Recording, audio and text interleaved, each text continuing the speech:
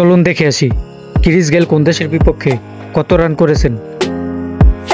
Asia 11-এর বিপক্ষে 1 run, আফগানিস্তানের বিপক্ষে 18 রান, আইসিসি ওয়ার্ল্ড 11-এর বিপক্ষে 18 রান, স্কটল্যান্ডের বিপক্ষে 85 রান, আয়ারল্যান্ডের বিপক্ষে 86 রান, ইউনাইটেড আরব আমিরাতের বিপক্ষে 123 রান, নেদারল্যান্ডসের বিপক্ষে 131 রান, কানাডার বিপক্ষে 137 রান,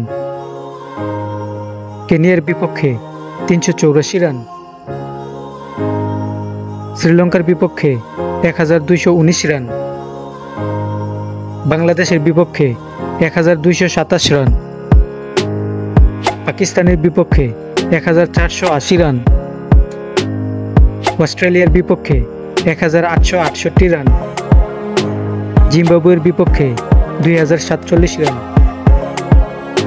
ইন্ডিয়ার বিপক্ষে 2249 রান, নিউজিল্যান্ডের বিপক্ষে 2542 রান, সাউথ আফ্রিকার বিপক্ষে 2719 রান, ইংল্যান্ডের বিপক্ষে 3249 run. Please subscribe my YouTube channel. চলুন দেখে আসি ক্রিস গেল কোন দেশের বিপক্ষে কত রান করেছেন। এশিয়া